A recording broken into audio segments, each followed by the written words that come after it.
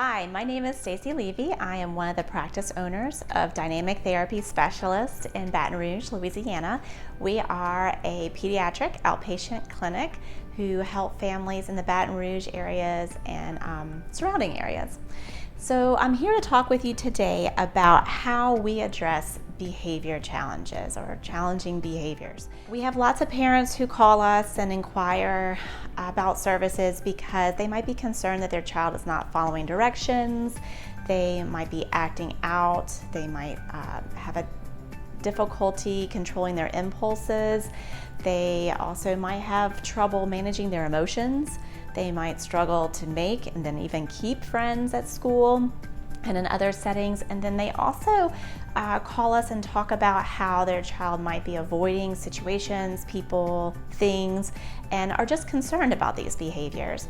And what we like to first communicate to our parents is that we know that these behaviors are actually, in fact, forms of communication, and that it's our job as specialists to work with the family, work with the child's team, including teachers, daycare, providers, whoever else, to discover exactly what that need is that's being communicated through the form of negative or challenging behaviors.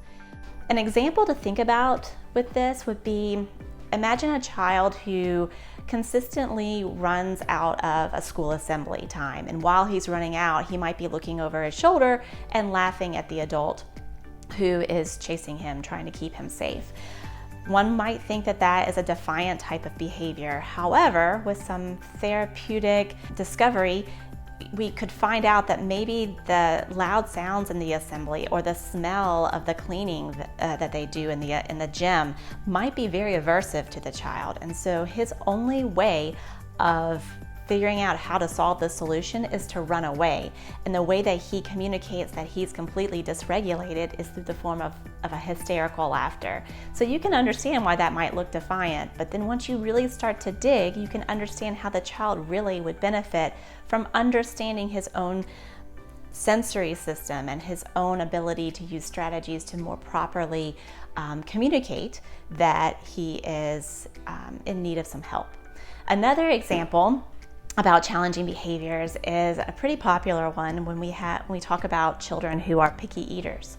So a picky eater is someone who may not have a food allergy or intolerance, but just kind of decides that they don't want to eat particular foods, and that can be really frustrating and overwhelming for a parent, especially when it's the healthy foods that we want them to have.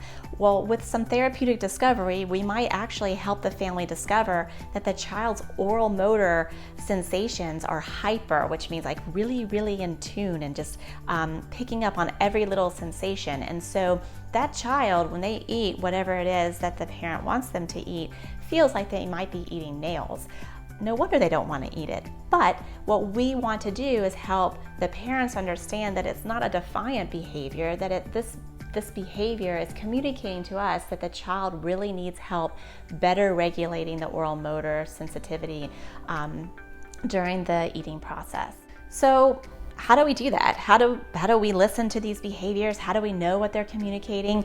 Well, our team of specialists at Dynamic Therapy Specialists are trained to understand that behavior is actually communication, and that communication is one of a need that we need to really work on. We don't replace behaviors. We don't try to eliminate behaviors, because what we're doing is we're telling that child to stop communicating that they need help. And instead, we want to dig deep. We want to dive deep to help intervene with that specific need and help the parents better understand in the meantime how to parent with this need, while we work as a team to better work on remediating the underlying difficulties that are causing these behaviors. So our occupational therapists at Dynamic Therapy Specialists are trained in ways to help children and the family make decisions and discoveries that put them on the path of success and eliminate some of these really challenging behaviors. Occupational therapists can help improve behavior by addressing the underlying issues such as sensory processing, self-regulation, motor skills, any of those. Also, through tailored interventions developed by our occupational therapists, our families learn how to manage these challenges. They can help enhance the focus and attention of their child. They can help with developing strategies for their children so that the children can understand their needs and communicate properly what help they need. This helps lead to improved behavior as well as overall quality of life for the family and the child. Our therapists go above and beyond to make this happen for our families.